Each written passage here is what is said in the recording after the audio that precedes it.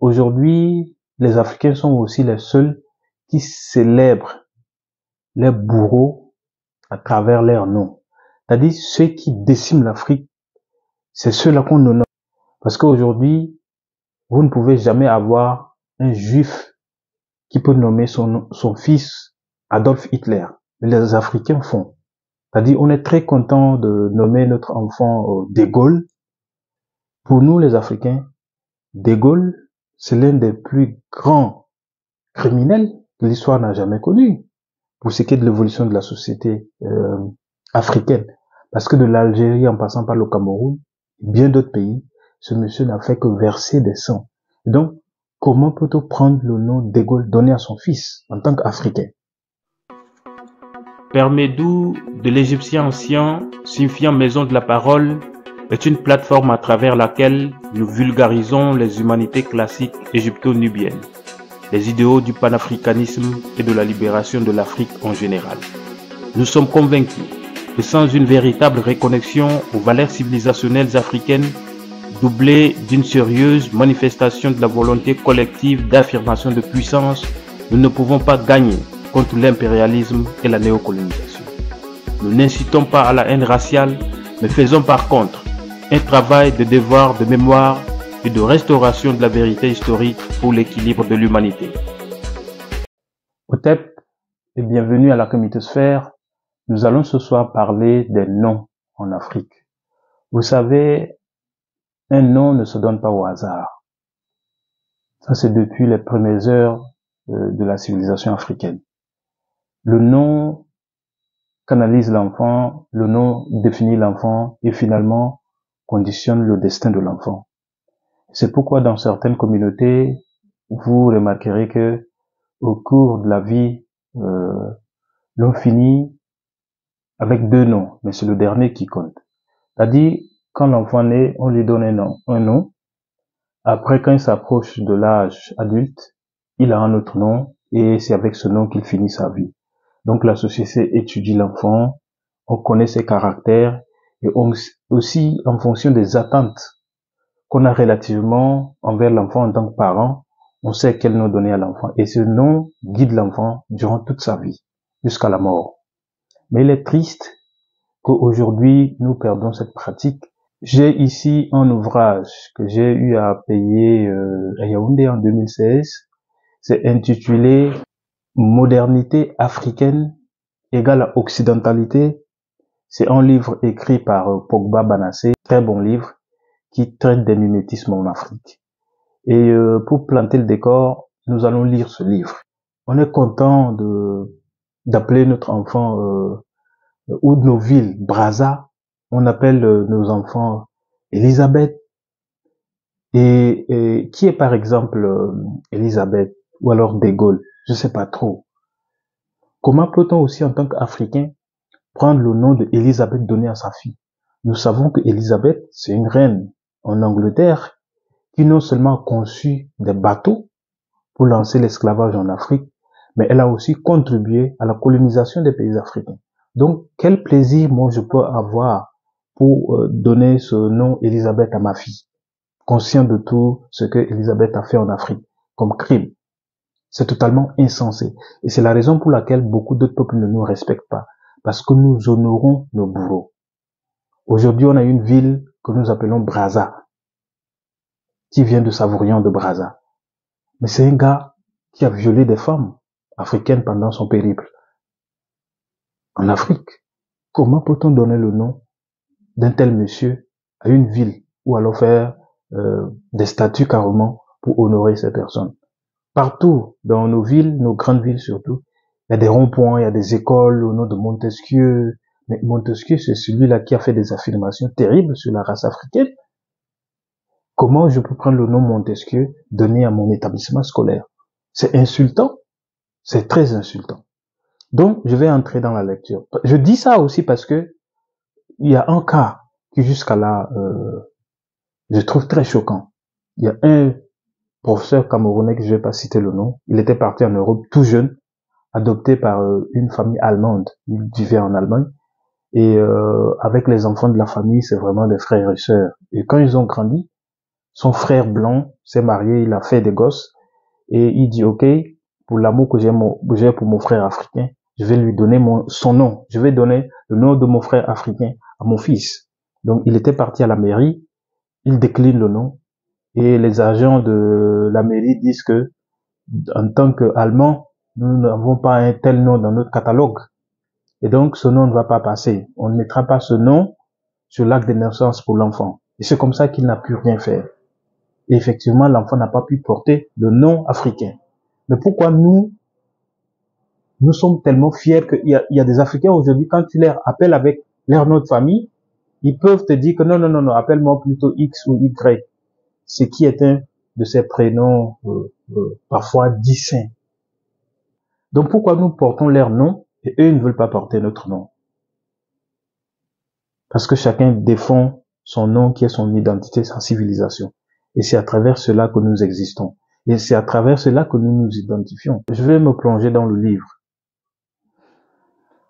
Le livre, je disais tantôt, c'est intitulé « Modernité africaine égale à occidentalité », publié dans les éditions de l'Harmattan Guinée en 2006.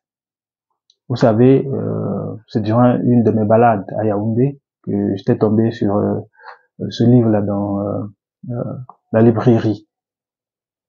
Et donc, à la page 27 du livre, Pogba Banassé nous dit, je lis, « De nos jours, sous l'influence de l'évangélisation introduite par la colonisation d'une part, de la désintégration des institutions initiatiques traditionnelles des jeunes d'autre part, les noms authentiques du terroir se rencontrent de moins en moins parmi les générations actuelles.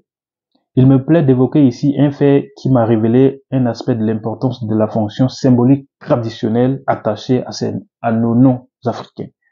En 1923, je perdis mon père au village dans la préfecture des Erekure. Les Guinéens vont se retrouver dans le nom que je viens de citer. À près de 1000 kilomètres de Conakry, où je résidais, ma mère se trouvait avec moi pour raison de soins médicaux. Elle souffrait de crises convulsives épileptiformes que provoquait en elle tout choc émotionnel. La lettre m'informant le décès me parvint, me sommant de me rendre de toute urgence au village avec elle. Comment lui communiquer cette nouvelle sans qu'elle ne déclenche une crise?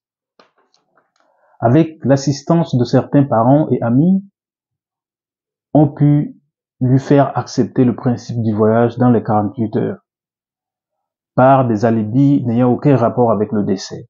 Arrivé au village, le problème à résoudre fut à nouveau celui de savoir comment l'en informer et qu'elle ne perde pas le sang-froid.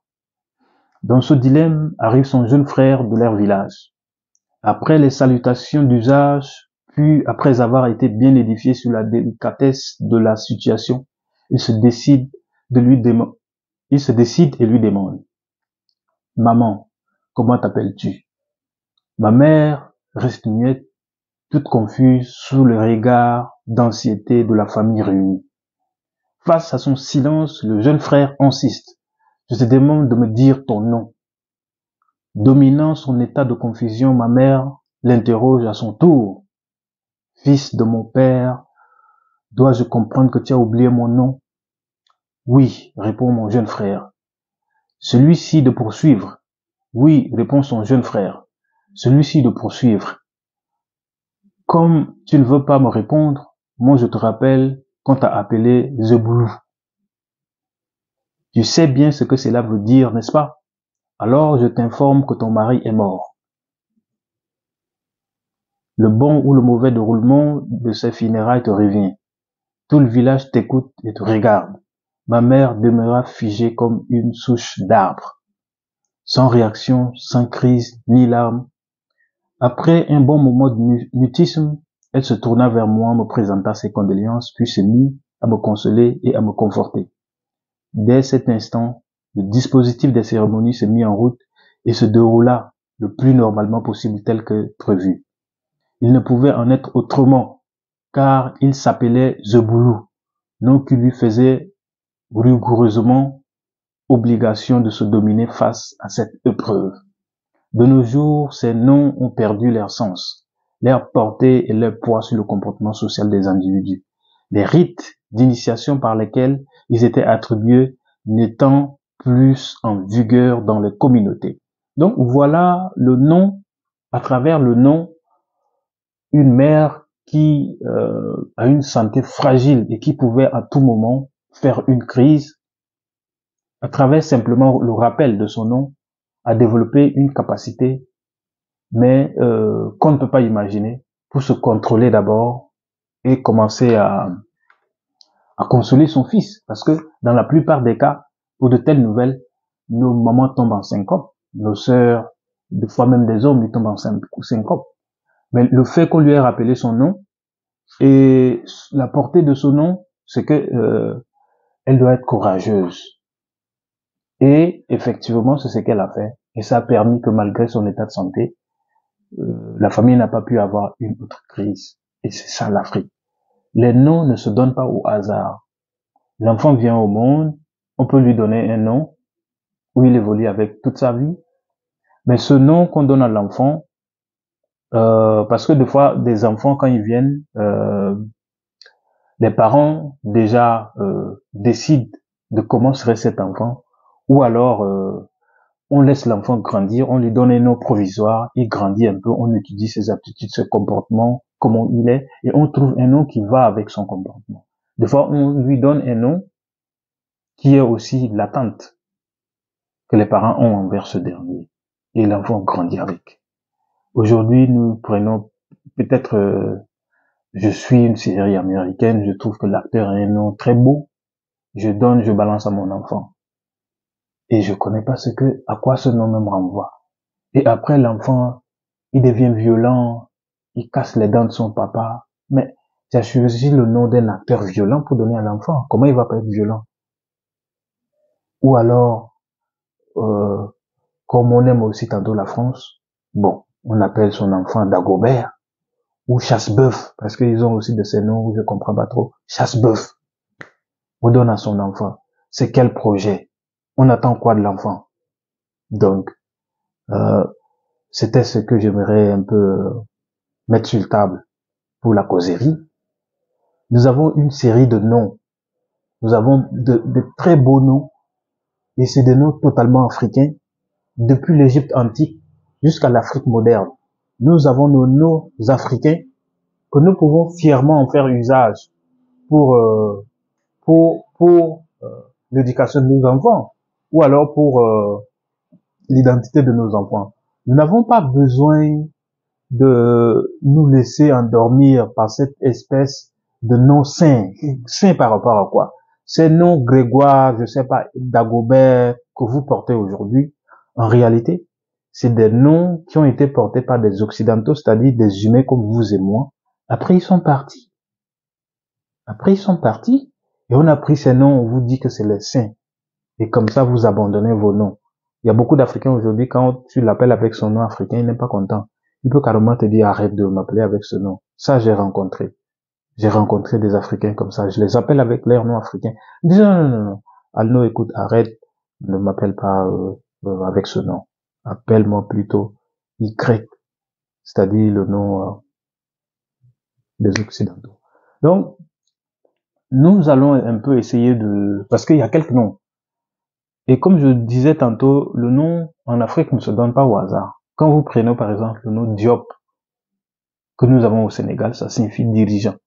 Chacun sait ce que représente Cheikh Anta Diop dans le monde scientifique et dans le monde noir en général. Quand nous prenons le nom Camara, ça signifie enseignant.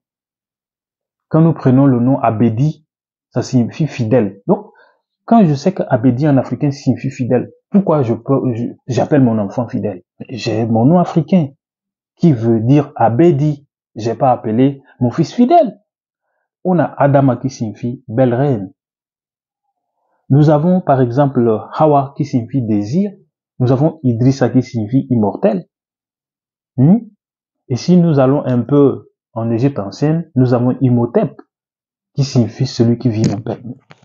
C'est tellement beau comme nom. Nous avons Lafia qui signifie tranquillité. Nous avons Dalia qui signifie douce.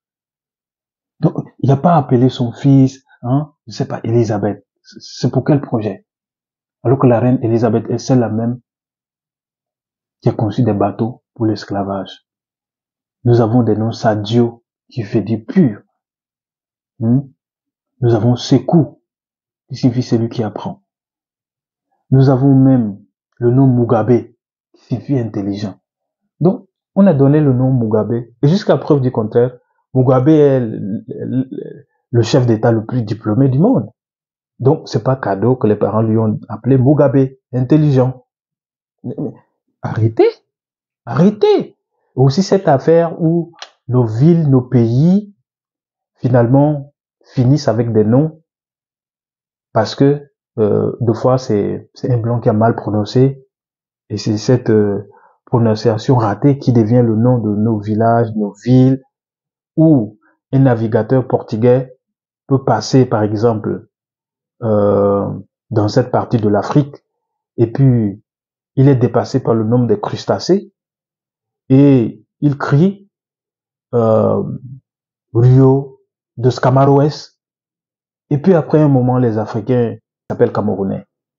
Rio dos Camaroes en portugais qui signifie rivière des crevettes est devenu le nom d'un pays africain. Alors que nous avons nos langues.